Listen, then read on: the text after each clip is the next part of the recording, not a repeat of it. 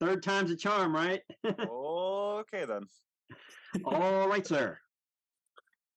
So weird. Now, we're just shooting the shit, man, talking about Right. stuff and some new recording projects that Jack's taken on recently, like a choir, which is really cool. Like, how awesome is that to record? What was it? You said, how big was a choir? 16-piece choir? It's just a 16-piece choir, but Yeah. it was very Yeah. fun. Did they use a click track? They did, yeah. They did? recorded, yeah, it was a symphonic metal album, so they were recording wow. to the rest of the stuff. Oh, okay. Yeah, That's awesome. it's like Epica style, kind of. Right on. Very cool. Very, very cool. Yeah, super fun. I want to do more of that. Cool. Yeah, I mean, that can only help, your toolbox of your skills is going outside of just the typical thing. And, the electronic symphony stuff that I'm sure you've got experience mixing, is that how much different is recording the actual symphony as opposed to getting like digital tracks? Oh, I mean, I have no idea because I've never done it, but I have some stuff that was recorded with a live orchestra, and it's really hard to beat a real group in a real nice room with some real nice microphones and like actually playing together. But with a lot of hard work and a lot of effort and a lot of time, you can make the digital stuff sound really good as well. Sure. Yeah. But if I had unlimited money, I would record a live one every time. Right. Of course. Yeah, it freaked me out. I learned that Seth MacFarlane for Family Guy, they use a live orchestra for like that intro music for the cartoon. Like every time it's recorded, it's not like a synth. They go and it's a big symphonic orchestra doing live instruments. It's crazy. Yeah, it's awesome. Have you heard his album where he sings, I think, Sinatra? Yeah, the crooner. Yeah, dude, he's an amazing singer. Yeah.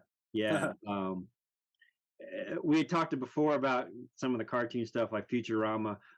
There's an episode of Futurama. It's like the 6th season that was like put out to the public. Then it turned into a series. But like the 4th episode, it's about blue. It's Wild Green Yonder or something. But he does the intro, and I didn't learn until recently. It's like a futuristic crooner song that's the intro to that episode. He actually sings it. It's a Sinatra style intro song. And I was just randomly scrolling one day, 3 a.m. on the internet, and it was like Seth MacFarlane's cameo on the show. But it's so awesome. Like his voice is insane. And here's the anecdote. It's like Aragorn breaking his foot when he kicks the helmet in Lord of the Rings. Seth MacFarlane was on one of the 9/11 planes, or was supposed to be on one of the 9/11 planes. He like partied the night before or something, and a case where alcohol saved his life and his career. He missed like the morning call, like his hotel. And woke up with like an hour before the plane was leaving. He's like, "There's no way," So there's a case where partying and drinking can be a positive thing in your life. I mean, if you can really call it that, but it's a hell of a coincidence. I know. Yeah. I know it's a stretch, but crazy. I wanted to bring this up. I know we just had this big epiphany on how bad alcohol is, but I found this company, Simon. I wanted to ask you about it. Unibrow. Unibrew, yeah, for sure. Unibrew. Yeah, where'd you get that? I got it specifically in honor of you being our special Canadian guest today. We have a big wine and more franchise here that sells a lot of stuff like this. But this is Trois Pistoles. Trois Pistoles, yeah, it's one of my favorites, man. Is it? Straight from Quebec. Yeah. I picked it because it's like 9 or 10% alcohol. Yeah, but it tastes really good though. It doesn't, you won't, when you crack it, you'll be like, that doesn't taste like 9 or 10%. But then you have one and you'll feel toasty. Yeah. Nice. Cool. I got this because I read the story of the Black Horse. Do you know what it's named for? Do you know like the history? I forget, man. I Well, just isn't it like hell theme, like uh apocalypse theme? There's like because uh there's a whole like the there's devil's involved. yeah, there's like sorry, no. Oh man, I'm gonna all my beer friends are gonna blast me for this, but that whole series of beer, it's all centered around like devil stuff, which is kind of funny because it's sold everywhere in every single little store here, everywhere. So it's like Wow. Yeah. it's totally yeah. It's like there's another one called Modzit that means hell. It Okay. actually yeah Modzit and there's yeah it's all like hell based and stuff. It's Yeah, cool. there's like a two Lamont one also. I got that one before. I think it reminded me of the Megadeth song. I think they did a beer collab Yeah, with they had a Tout le Megadeth. Monde beer. Yeah, Yeah, yeah, yeah. It tastes a yeah. little appley, that one, if I recall. Yeah, I had that one before because I was just learning about Canadian beer. Because sticking on food topic here, this will be our third section, maybe where we're at now. We'll kind of chop it together. We're still doing sounds and grounds, and one thing a lot of people like to hear is that beer cracking open. I know it's kind of bad, but Simon, you were involved in an awesome beer release last year. Part of what I learned, you were actually a guitar player. I was talking to Jack about this earlier. Oh, yeah. Is you did "Beer Is My Guide" was La Fermentor. Is that the microbrewer that released that beer? Mm-hmm. Are you okay? Can you talk about some of that stuff, like that beer? Because you guys also did a hot sauce, which is banging. And I want to talk to you at some point and be like, I want to still be able to get this Agonist hot sauce. Yeah, you can definitely. Okay, but that also comes from a Canadian manufacturer. Yeah, but they're big now. Heartbeat hot sauce is like all over the place. They got Okay. really big. They got really Okay. big. Yeah. How did that work? Because like with our coffee that we've worked with both you guys with, I love collaborations and tying that into the music. Were you heavily involved? Like, what was your connection with getting the beer done? I wasn't heavily involved. No, I mean Oh, we're just okay. about as involved as anyone. The beer collab was because we have a friend that owns the brewery, and I can't remember. It was probably like Danny or Kells, the guitar player and bass player of the Agonist, that probably was more involved because they're the real beer geeks. Actually, like Oh, okay. I like my craft beer, but they're like geeks. Like they're on Untapped and they rate beers and stuff. I don't know if they still do that, but I know that they were really into that at some point. And yeah, just Yeah. like a collab from like the guy that runs a brewery is a good friend of ours. He's in a band from here called Anonymous. They're a really amazing band. Yeah, so we just thought like, why the heck not? Unfortunately, we couldn't sell it outside of Quebec due to laws, Right. so it was really only exclusive for anyone living here. And then the brew is my guide. Well, we decided we wanted to have some content to accompany the beer, and the beer was called Brew as My Guide, which is based off of a song from the Agonist called Blood as My Guide, which actually I wrote that song. So Wow. so we thought, well, let's do a little like different version of it. So I just learned it differently on an acoustic guitar, and we just sat there in the brewery and just ran through it a couple times, tracked it. Yeah, Yeah. That's awesome.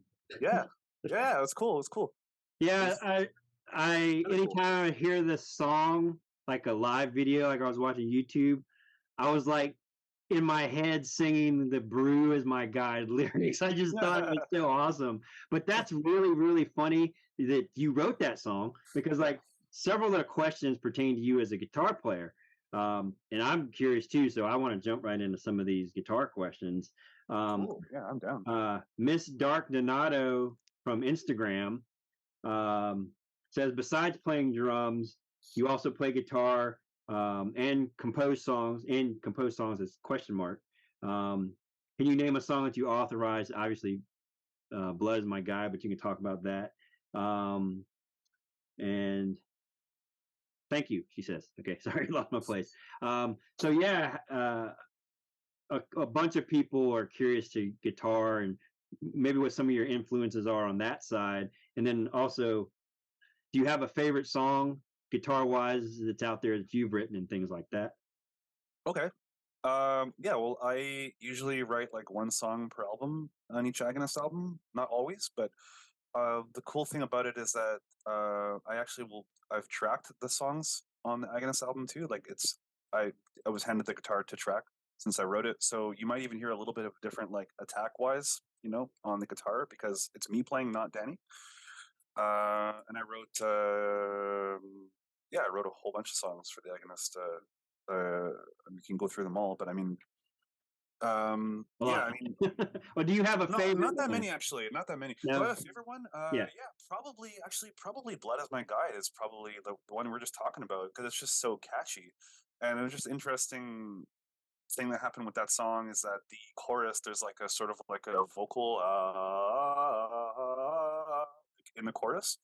And that came because I wrote that part and I wrote like the chorus with the root note going, and then there was a melody going, an octave melody, no, no, no, no, no, no, over top of that. That's how it was wrote. And then Vicky liked that octave part so much that she just ended up doubling it as a choir. So Wow. there is a guitar in there if you listen carefully, because that's how it was originally wrote, but it just got amplified with the choir, and that became like a hook. So cool. Yeah, and it's just a really groovy song, and I'm really, really proud of some of the earlier stuff I wrote for the Agonist too. Waiting Out the Winter on the second album, Anxious Darwinians on the Prisoners album. I also wrote the bonus song, which was only released in Japan, called Jesters Rejoice Where Wise Men Weep. I don't think many people have ever even heard that song. Mm. I wrote Architects Hallucinate on Eye of Providence. Blood is My Guide. I didn't write anything on 5. And I've also contributed. It's not just songs. It's like I've contributed to a lot of like transitions and stuff like that, and just general writing. Like, oh, I hear like an extra note. Maybe you could like hit this note instead of that note. Stuff. I'm always contributing to that stuff too because I'm able to, and it's really cool that I was able to do that for all these years because that's not how it works in a lot of bands. A lot of bands, it's really like, this guy is going to be the sole writer and we're all just following along. But Danny always encouraged my influence and ideas from the get-go. And he was like happy that I was a guitar player when he first hired me on in the band because he's like, great, we can work on ideas together. And we did. So it was really cool, man. Like I got to, I would have been feeling really underused if I didn't get to do that. I think because I'm really like guitar is my first instrument actually. So I'm a guitar player in my head, in my heart, I guess. But then I just learned how to play drums, and I learned how to do it fairly well. And then people were like, "Hey, you play drums? Like I need a drummer in my band." I'm like, "Oh, okay, let's go for that." Here we are. I'm a drummer now. Right. Well, well-rounded, because you had mentioned that you are probably going to do maybe a solo album where you play all the instruments. Yep. There are questions that kind of tie into that as well. Do you have influences on guitar? And then I can tie that in with your Mount Rushmore of drummers. We can knock out influences. That was so funny. I like that. At first I was like, what does that mean? And then I was like, duh, what does that mean? But then I started thinking about it. Like, that's a cool question, man. I like that. Like, if you had to put up the 4 guys on a mountain somewhere, like, who would they be? The Mount Rushmore of extreme metal drummers was the question. Right. Extreme metal drummers, yeah. So what was it? Oh, sorry. What was the question? Your influences on guitar. Oh yeah. Okay. Yeah. Sorry. Yeah, well, when I came into the band, actually, I had very different influences from what everyone else had, and that definitely steered the direction of the band a lot. And those influences would be at that time, especially to, I guess, the early 2000s goodness, the your Opeths, your Immortals, your Dimmu Borgirs, your Emperor, Cannibal Corpse, all that stuff is the stuff I grew up on. I really like black metal, but I really liked black metal that came after the first wave and maybe even after the second wave. I like the well-produced black metal and the really melodic, like the bands that took black metal and they went somewhere else with it. Those are the bands I really like Emperor, like Enslaved, big Enslaved fan. And the certain Immortal albums. So I'm like a poser black metal fan. Me too.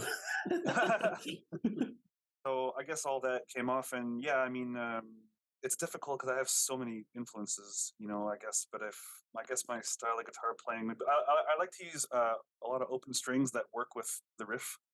Those always sound weird and cool, and just really dark dissonant notes. And I don't even like to describe it. It just sounds stupid when I'm describing it. It's just like, listen to it. That's what it is. If you had to pick like 3 or 5 players, who would they be that influenced you? I don't really ever think about guitar players that influenced me, really. But I guess like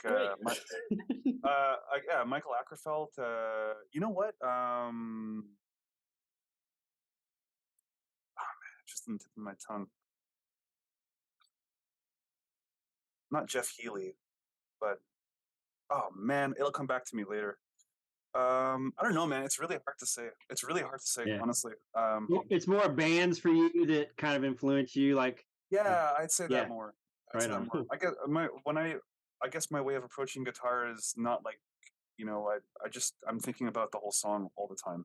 Right. So Gotcha. any of the stuff that you'll hear me writing, it'll have very few like solos or stuff like that. It's really all about the groove and the melody and where the back of your mind is going when you're listening to this. That's what I like to focus on.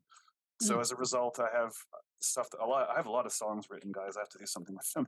A lot of songs were wrote. Actually, I will confess, I have a lot of stuff wrote that was going to be on the next Agonist album. Alas, it will not, and that's a big bummer for me. I really, really, really wanted to do this next album because it would have been our masterpiece. It would have been our best. If you look at the progression of the last 2, it would have been our best album, but it just wasn't on the cards, man.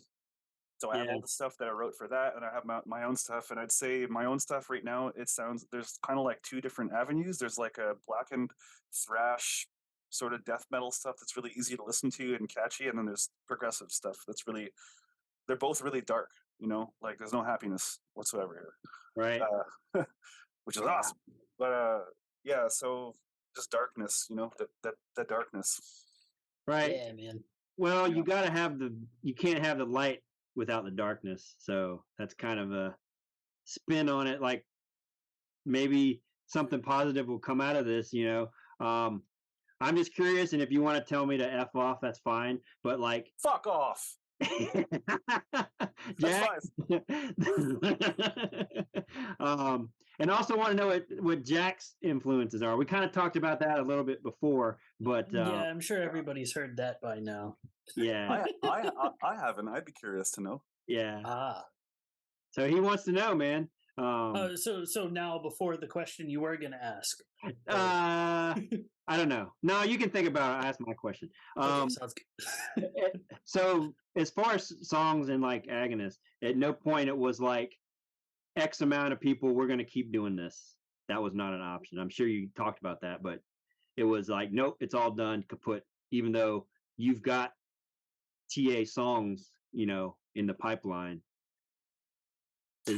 Sorry, I'm not sure I understand the question. Oh, it was not ever discussed. It's like X amount of members are going to continue this band. And yes, you did it before. Yep, that was on the table. It didn't work out though. Right on. I don't really want to get into it. No. That's 100% the answer that is totally fine to have. It was like it was on the table, and certain people wanted to do it, and certain people did not want that to happen, and it was not cool. It was not cool at all. Gotcha. And I don't want to fight a war. Nope. You know what? High road always wins in my book. So, to be honest with you, the further away I get away from the breakup of the Agonist, the more I'm realizing how this is such a good thing for me and my career and my sanity and everything. Like, full disclosure, it's been a long time that every time we get an email and it's an Agonist tour offer, how should you feel when you get a tour offer? You should be like, fuck yeah. Right. Yeah. It was like a clenching feeling in my chest. Wow. For a really long time, man. I'd say like 10 years maybe. Because that really sucks. Yeah. Well, yeah, it does suck, man. And it's going back to what I was telling you. We put up with so much shit to live our dream, And why was I feeling like that? I'm still unraveling all this. Why was I feeling like, why? Because I'm going into this situation that's fucking hard. And I'm like, I don't know if I'm going to make any money. And I don't know if I'm going to feel like I'm going insane because I've only slept 2 hours a night in the past, whatever. And like, having to stay up all night co-piloting and getting to the next show or driving, or of course there's a lot of really good times and everything that happens, but I mean, just guy, that's how I felt, and like I've got other offers that I didn't feel that way for, and that was a big eye-opener. When I got the Inhuman Condition offer, I was like, oh, clenching feeling, but then I was like, wait a minute, like, think about this. You should do this. You really should do this. So I just like, I overcame my anxiety and I did it. And I was like, wait a minute, that is not like the Agonist at all. And it really opened my eyes that, oh yeah, man, I forgot about having a really fucking good time on tour. That really, like, I mean, I hate to say it, but it's 6. I told you it's going to be hard. I know, it's fine, dude. Sorry. And yeah, I'm not trying to interrupt, but I don't know, the comic humor kind of, I think the fact that you're smiling about it is better in the long run. But yeah, no, as a professional touring, you want to do this for a living. Like, you hit the nail on the head. The best thing that could have happened is where you're at right now with it. Like, you wouldn't be where you're at right now without that experience. So you're still relatively young in your career, looking at the span of things. In my opinion, you've accomplished X amount, but still have opportunity, and your mindset is where it needs to be. Like, you've seen both sides of the coin, and Jack can definitely weigh in on this too, as far as being in an environment that's nurturing to you. Like, how do you feel, Jack, when you get that email? Like, I know you all hopefully have some tours coming up. Like, your experience with that. Yeah, I mean, the more I do it, the more I learn that not only is it important for you to be treated as a human externally, but to treat yourself as a human, and, like, not put up with bullshit, take care of yourself. And it's kind of cliche, but like, you really only get one chance to do this life, and having a dream like this that is extremely difficult, you do only get one chance to go through and do these tours. So if you're not enjoying it at the end of the day, what is the point? Because, like, and with anything in life, like, if you're not enjoying the journey, enjoying the process, aren't you just wasting your time? Like, you can't really think about every single minute of every single day that you're not going to have to do things you don't want to do. But if you can't learn to enjoy getting from point A to point B, do something else, because it's just you end up in situations where you've been doing stuff for years that Right. you don't want to be doing, and you don't realize it until a lot of times something even worse happens. But that's probably my 2 cents on the philosophical level. Right. The real talk with Jack Costo is, at the end of the day, it's like the positives have to outweigh the negatives, or why are you doing it? Actually, I think Jack, I think Adrian said it really good recently on it. Man, I lost my full screen. How do I get it back? Here we go. Sorry. Oh, no.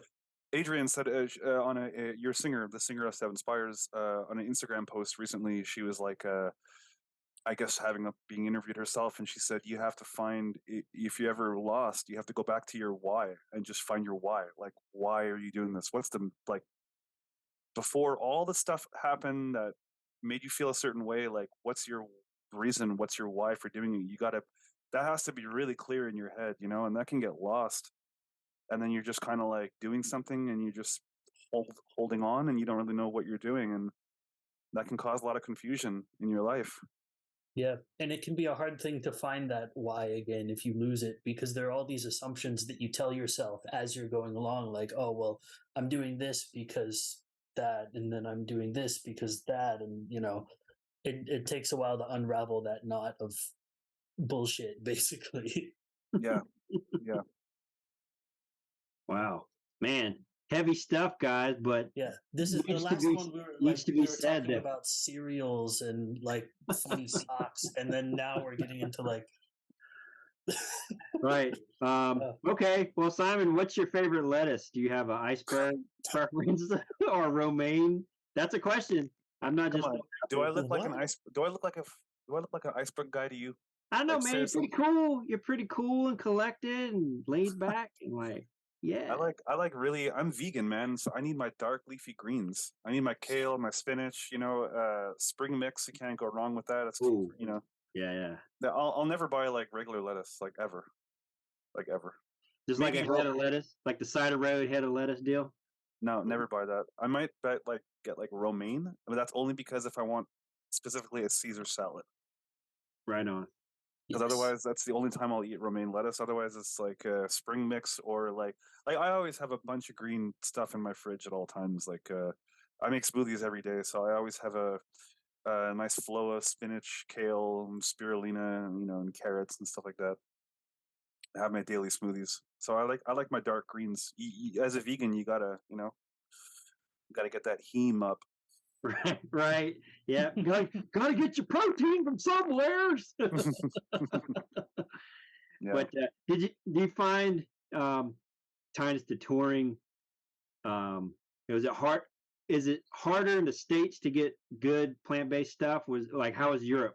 Like, I know the bread's banging, but like, what's the deal there? I want to know also, just from my own knowledge. Like, I can't go to like a venue unless I want French fries and Pepsi. Like, that's the vegan dinner and alcohol. Yeah. What's the European for you touring? And I know Jack eats a lot of everything, which is cool. But did you see a lot of options for yourself in Europe? Catering wise, meal wise, both guys. Um, In Europe, okay. So here's the thing: in the USA, um, there was like an incredible selection of vegan food. Everywhere we went, I'd pull up like Google Maps and just write vegan. Every day I did that, and it's every day there was like 2, 3, 4. Like it's insane. It's amazing. There's so many options. It's brilliant. In Europe, there was less options, but there was a lot more fast food places that had vegan options that they don't have anywhere else, which is not a great thing, but it's still something. So like like Subway that like had a vegan thing, like even like McDonald's, Burger King, like, even like McDonald's has a vegan, like that's crazy, right? Even right. like vegan mayo and everything, like it's insane. But at the catering, well, if you have catering, it should be on your on your rider that there's a vegan, and then so there should be some vegan food. But it did happen that was not met, and that there a lot of times, like in in Portugal, one guy I was like looking at the catering and hey, sorry, is there anything like vegan here? It's supposed to be on the rider. He's like, vegan? You mean like vegan? Like I was like, yeah, vegan, no dairy and meat. He's like actually vegan? Like, yeah. So like there's like that reaction, and I don't know. In the UK, it's like a haven for vegans. It's vegan everywhere you look, man. But in some places it was a bit harder for sure. But you usually had catering. I'd say that was an easier time in the States, to be honest with you, on the vegan end. Yeah. Yeah, I see a lot more of the fast food stuff. Like, I'll get a post and it's like, oh, there's a brand new chicken type sandwich available, and it's always in the UK. But that makes sense. What you said is it's all the fast food places have it, but you can't eat that every single day. It's like, Nah. yeah, it's cool, but I'm just waiting for them to have it here because I would like to try some of that stuff, eventually here. I do remember in Europe specifically noticing that there's a lot more casual vegetarian stuff. And it's made a big deal of over here, like vegetarian this, vegetarian that. But over there, we just get catering that's like a vegetarian or vegan meal with no fanfare. Right. And it would be delicious, I love that. Yeah. Cool, man. That's gives me hope for the future that it's not going to be like such a big deal, it just happens and you accept it. Man, everything in Europe just overall seems like the way things need to go. Like, what's up? Yeah, yes and no. Yeah, it's not. They're having a hard time in Europe right now, man. Right, sure. Everything's really expensive, and to be honest with you, last time I went to the UK there not too long ago, things were real different, man. In the UK, people were like really strict about everything, and everything was like really like Like, it's clear that they only had a certain amount of money to pay their employees, and that's it. They're like, you got to be done by this time. Like, you got to like return all your towels, or else you'll be fine. Like, relax, And like, we only had like one bottle of water. There's a shortage of deliveries. I'm sorry, one case of water. There's like a shortage of they were saying there's a shortage of deliveries, and there was like food shortages there too as well. Like, even like going to like a Subway, I was like, can I get some more onions? And she was like, no, I can't. The food shortage. Like, what? Okay. Oh wow. So depending on where you go, yeah. So that's directly related to COVID supply chain stuff in Europe more so than here. Yeah. Well, I mean, you could, it's many factors, man. Many factors. It's never just one factor. It's always many factors. Yeah. Wow. But I still love Europe. It's still awesome to play. Right? Yeah. I mean, it sounds like anything, you have the ups and downs, and is the positives worth the negatives that you got to deal with? So yeah, cool. We're getting pretty close to the end with questions. There are more silly things here. The roller coaster of emotions today has been quite a thing, I must say. Yeah, we can do like a rapid fire silly round. You want to do that? like a quick, like a spring mix of silly questions? That would probably be great. There is one thing I wanted to mention. I made a note here, and next time I'll have this stuff on my computer again. I just don't have my other computer rolling. David DeRosby, sorry. He wants to know, who is your daddy and what does he do? And also today's his birthday. We're filming this on June 10th. And he said it'd be a cool gift. So David, happy birthday for me. And happy birthday, David. Happy birthday. He just wants to know who your daddy is, Simon. I don't know if he's a friend of yours, but you would like to know the occupation of my father? What a strange request. Actually, it's cool. I'll tell you, my dad is a retired marine biologist. What? Yeah. Wow. That's awesome. Yeah.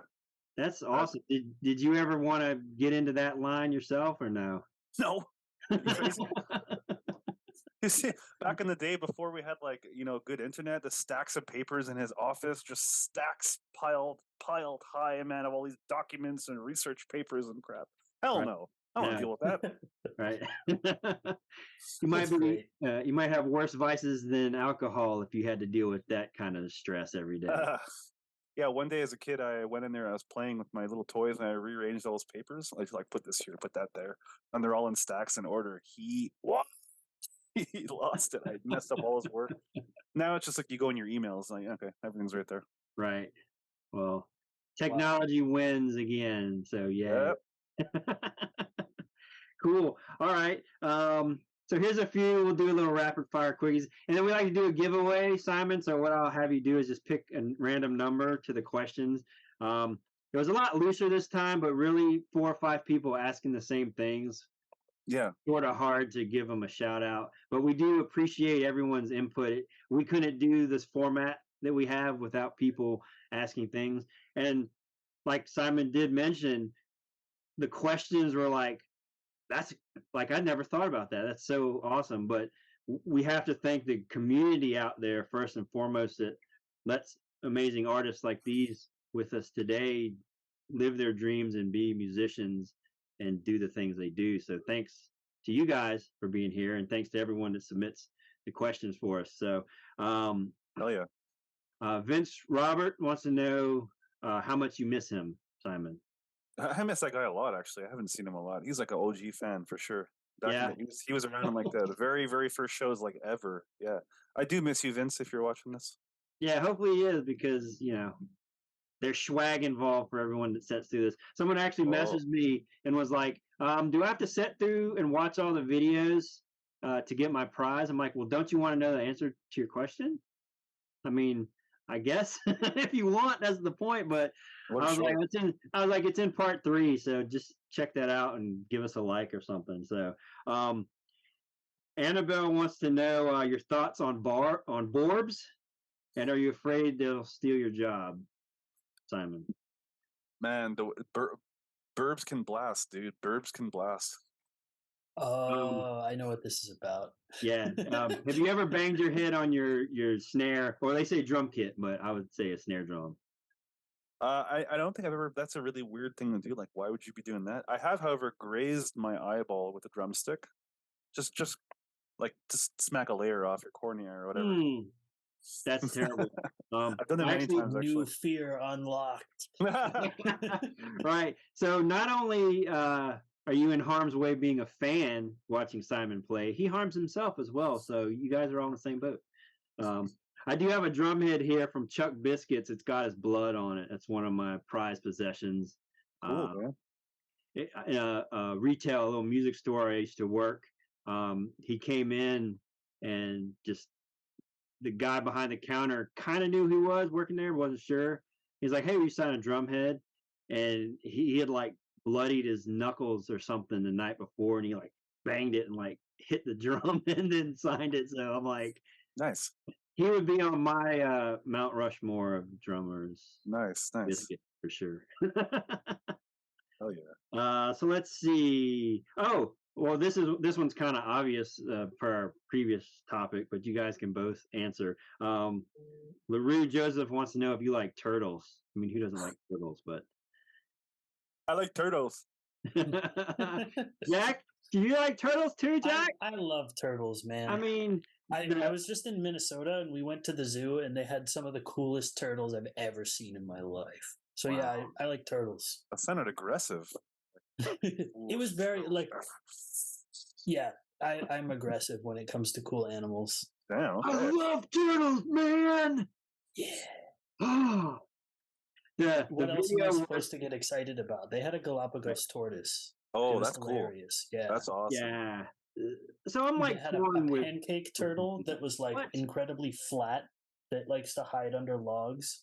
Yeah. And it like, yeah, it was awesome. I mean, that's So the cool. life, really, to be a pancake turtle. You just hide under shit. Like, It's the life, man. he's got the life. A lot of I don't lettuce know. too. I don't know what else to do here. Okay, we got a repeat viewer submitting a question. Holly McIrish, who's a really awesome follower of Spires, submitted a ton of questions before, but she was actually a winner from a previous episode 1. Okay. Cool. We're just rapid firing these things, knock them out. We're back on food. She wants to know your favorite cereal. You got a favorite cereal there, Simon? Oh, is there Golden Grams in the States? Does that exist? I think so. Pretty much invented here, so yeah. Okay, sorry, my ignorant Canadian No, ass. you're making up for their bakeries in Canada question. So you're good. 1 for 1. I'm not a big cereal guy in general, but I really loved Golden Grams as a kid, and I probably still would now. Or mini wheats, I think, are pretty good. Golden Grams or mini wheats for sure. There's a Golden Graham smoothie recipe floating around Instagram, Simon. You probably want to check that out. That sounds horrible. No, it's not at all. It's like an ice cream Golden Grams. No. My smoothies I only put really good shit in my smoothies. No sugar, no crap. Just like greens and veggies and like berries. That's it. I don't mess with that. Yeah, we covered our favorite cereals previously. So people can go back to episode 1 if they want more cereal data to log in their books. Very important stuff.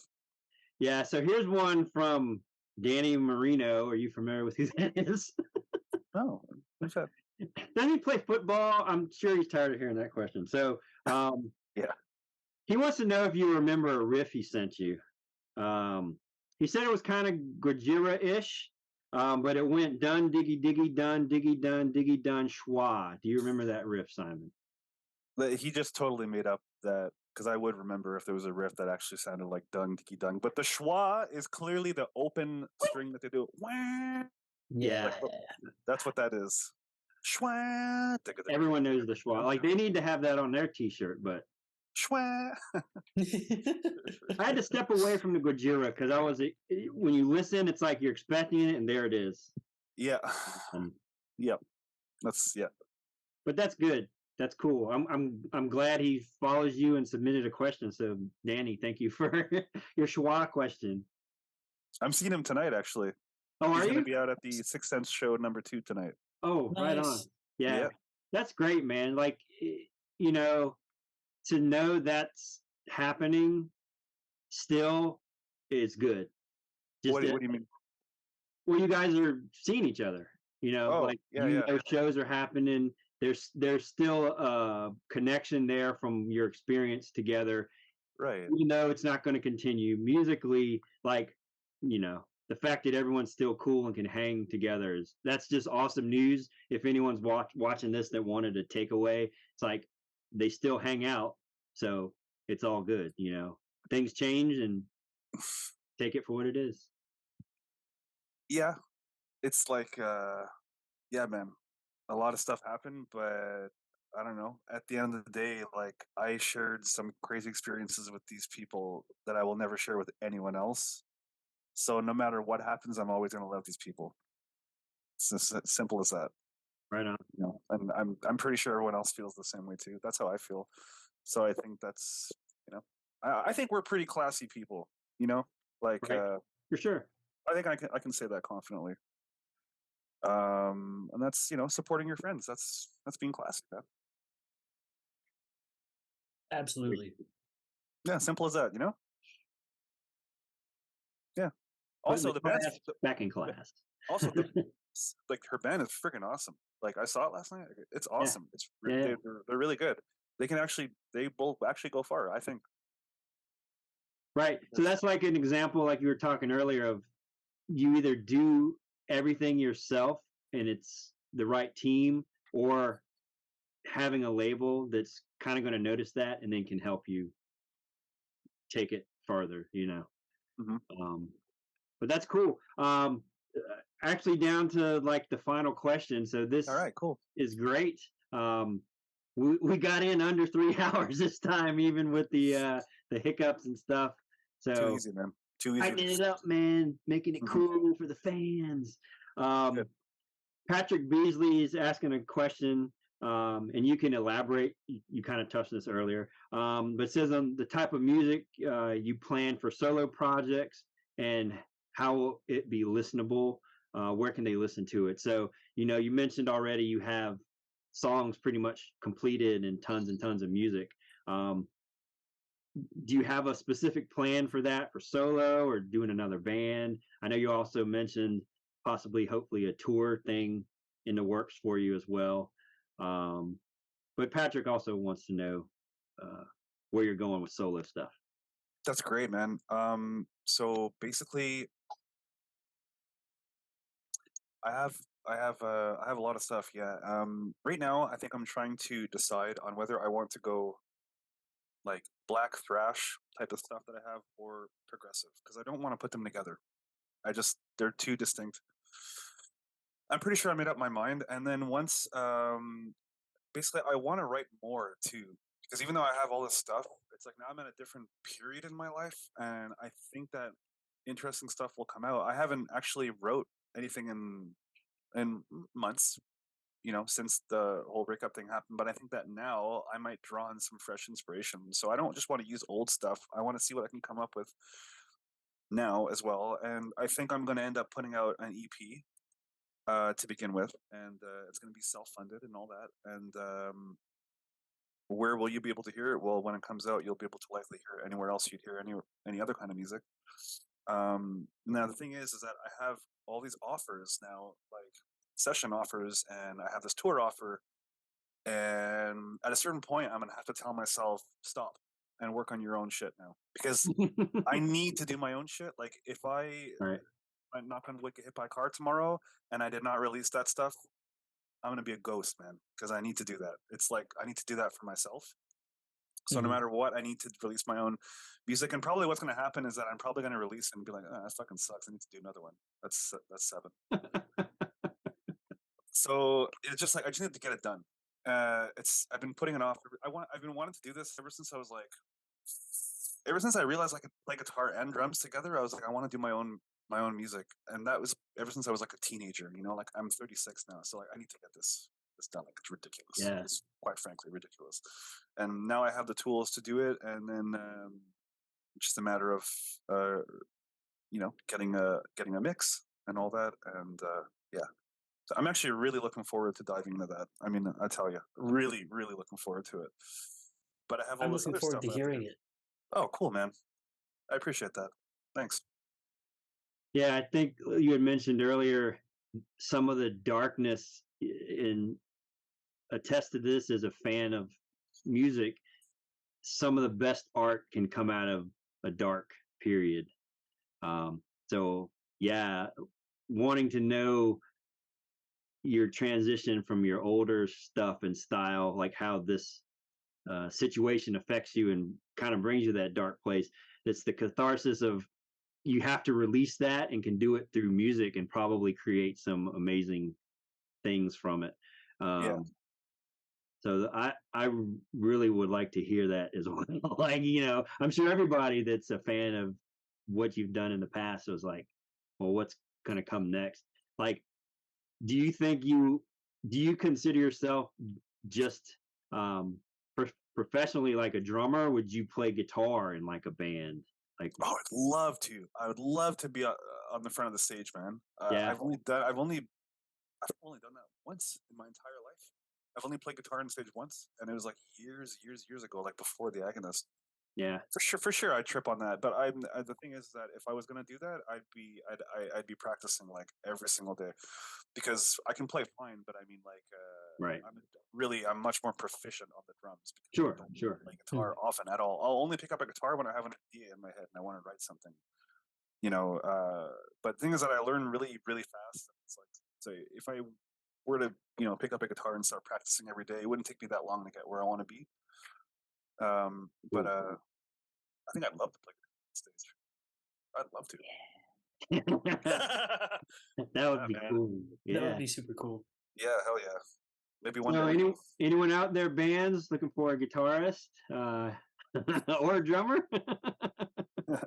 Hit him up. Grow 2 more arms. Let's do it. Both. Right. Well, no, with AI, you could just program everything and just go out there and do it. Oh God, yeah, I know. Just because you can doesn't mean you should. Exactly. I was talking about this with my family earlier today, actually, but I saw something that kind of like blew my mind a little bit about AI, and it's that we have humans going out and doing like crappy minimum wage jobs that literally anybody could do, that nobody cares about, that aren't really that important, and then people are training AI to make art. Right. Like, this is, can we flip Can that? we recalibrate this a little bit? Yeah. Like, can we have the AI like stock shelves and do Excel spreadsheets and then let people paint things and write poetry and stuff? Yeah, when they activated the Hadron Collider, it created like a black hole. It split our universe, and all this crazy stuff started happening. So thanks, Switzerland, for that. You neutral mother.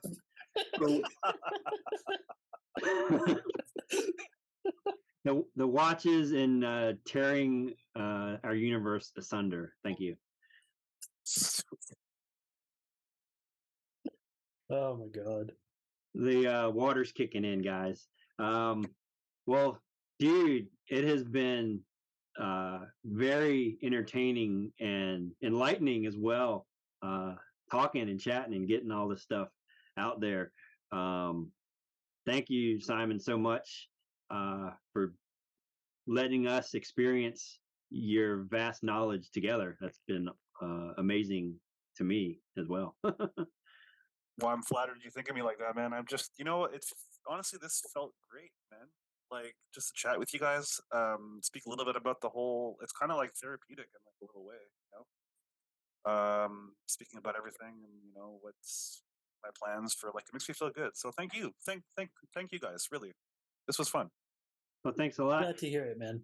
And it's good to like actually have time to sit down and talk to you for once. Like every time we run into each other, one of us is doing there's like blast work. beats like in the background, like, hey man, what's going on? There's like 300 decibels of hypocrisy in the background. By the way, speaking about classy, I just want to mention that Seven Spires came out to see the Agonist on tour with Hypocrisy, and you mother effers all showed up and you all bought tickets. Not one of you asked us for a guest list. Yeah. And I was just like, wow.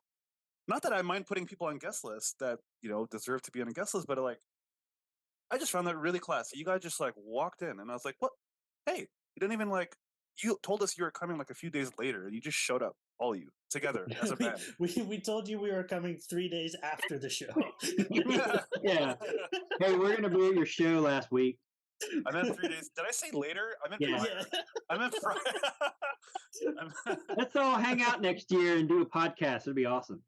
Yeah, no. But you guys are classy as shit too, for sure. It Thanks, shows. man. It definitely shows.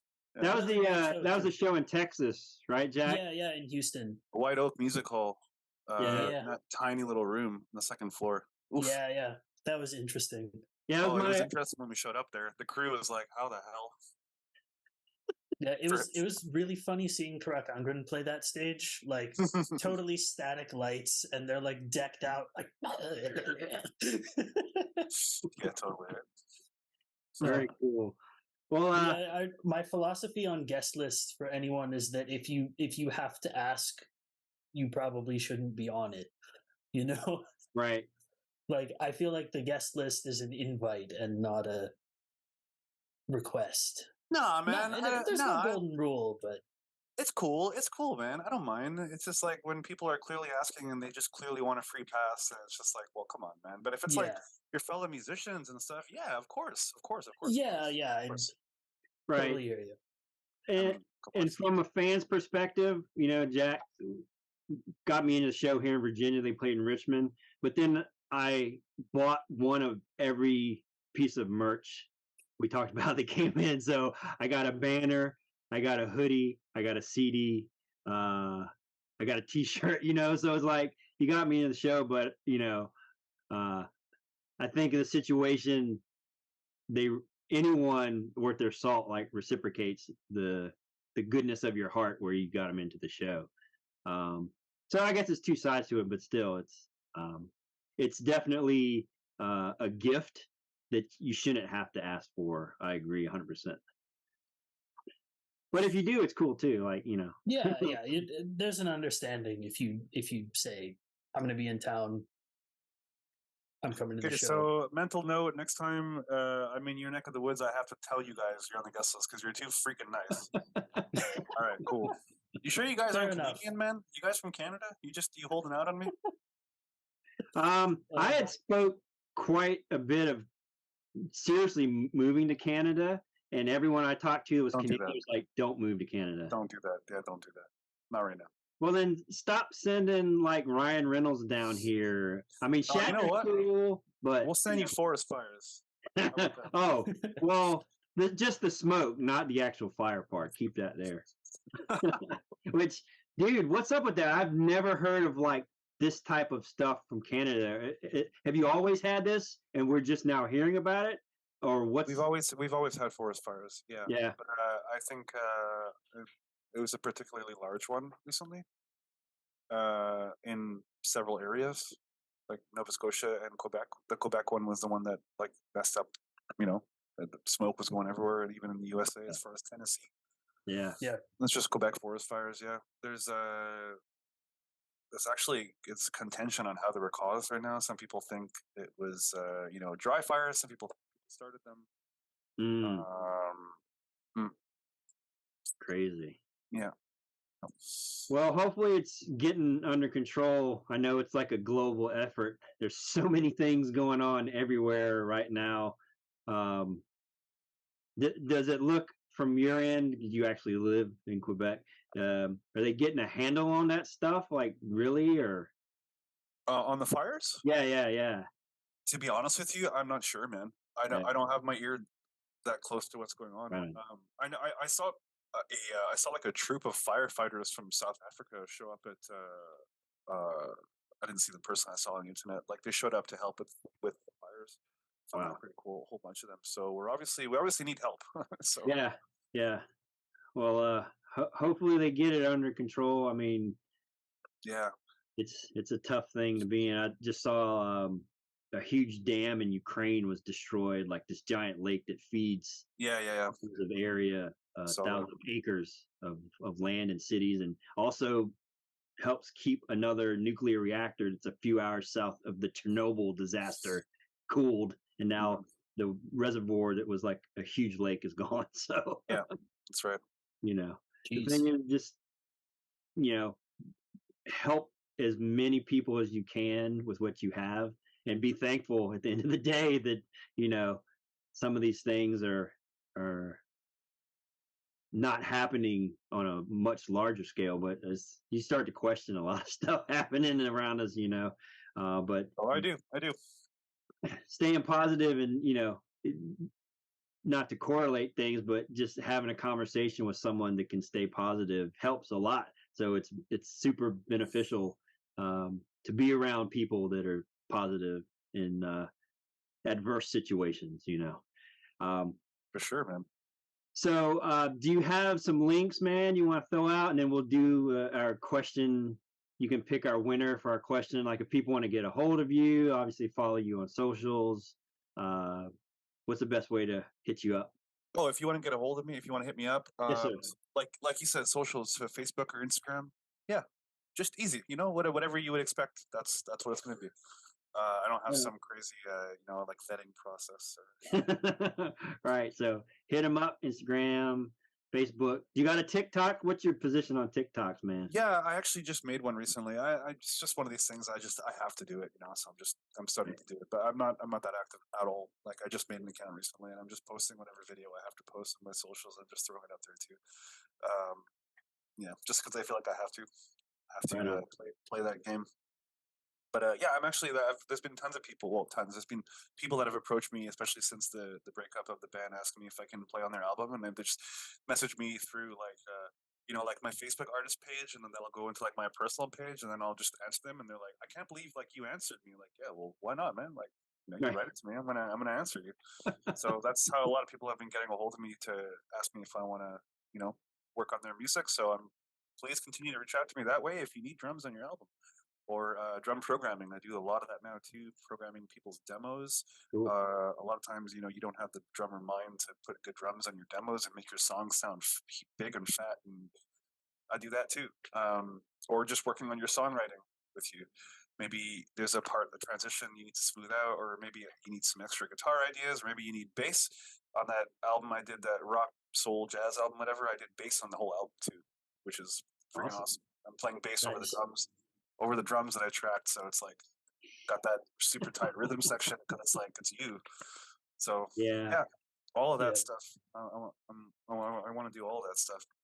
Yeah, that kind of stuff is so valuable too. Like a lot of like newer low level bands don't pay as much attention to that kind of work as they should, I think, and that can really like exponentially increase the impact of your stuff, is to have someone who really knows what they're doing, either part writing or helping with your songwriting, or just showing you how to do stuff that you haven't done before. Yeah, absolutely, man. It's fun too, I get to work with all these different people, different styles. It's fun, man. It's fun for me, and it pays. And it's nice to, doesn't pay amazing or anything, but it's just nice to make some money from music. Mm-hmm. Right. Real nice. Money's nice. It's good to have things. Yeah, I like stuff, man. I like stuff too, man. Well, thanks again. All right, so we just throw out a number. Like, these are how many questions.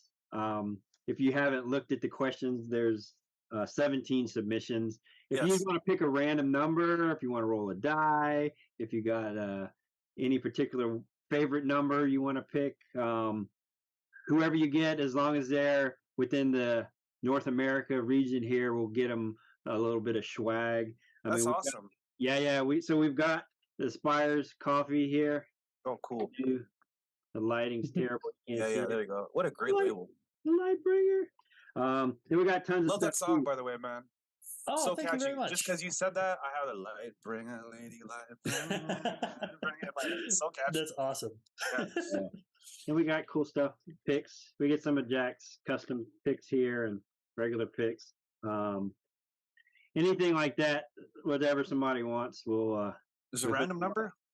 Random number from the question. So between 1 and 17, and then whoever submitted that number, I contact them and hook them up with some swag. I'm not looking at the numbers of who said what, so I'll just say a random number that pops into my head, and that's not based on I know that person or anything, which is going to be, of course, 11. 11. Of course. Right. That's Chris Hannon. He asked the Mount Rushmore of extreme drummers. So. Oh, Chris Hannon. Oh, that guy's from the States, I believe. Oh, is he? Yeah. Right.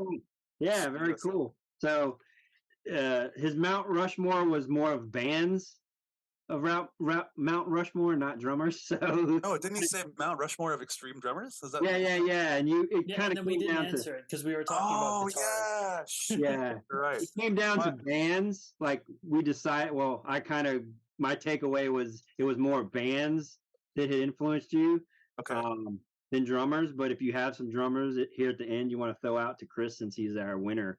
Okay, since he's the winner, I'll throw it right away. Just off the top of my head. So 4, right? I'm Canadian. I don't know how many faces there are. I'm not 4. All right, let's go. Pete Sandoval. Pete Sandoval from Morbid Angel. Paul Mazurkowitz from Cannibal Corpse. Nicholas Barker from various bands, predominantly Demo Burger. And I don't know, man. Gene Hoagland. You know, right? It just seems like the most, logical choice. I'm probably forgetting someone like way more important in my opinion. Like Vinnie Paul, but you don't have to mention Vinnie Paul. No, we're talking about extreme metal drummers. Oh, extreme metal. Right on. Yeah. So yeah, that'd be it. Cool. It's funny you mentioned Gene Hoagland. I was going to say you remind me of him with your presence and your process for music, because he wrote like some of the most killer Dark Angel stuff. Like he arranges the songs, he made all the songs better, but he's primarily known as a drummer. So you're right to me, like you're in that same pathway of someone like him. So it's funny. It's just I was going to mention him earlier and just kind of was like, we'll let it slide. But okay, cool, man. It's awesome. Take it. Very cool. All right. Well, thanks again, Simon, for participating in our experimentals here. My pleasure. Hopefully you enjoyed it. And like you said, the therapeutic thing of just being able to talk about some of this stuff, I hope helps. I hope some of the topics we share with people that will view this can help them as well. I mean, it's how often can somebody really hear what people on your guys' level have to say about real stuff, So I hope that offers something a little different for people joining us here. But check him out. Check out some of his projects. Anybody interested? Thank you, Jack, for being here and keeping it real and throwing in the things that need to glue this conglomerate together to help it flow the direction it needs to flow. So thanks again, everybody, for being here. I really appreciate it. And this is Sounds and Grounds. Everyone, be safe out there and stay positive. Thanks a lot for checking us out. Hell yeah.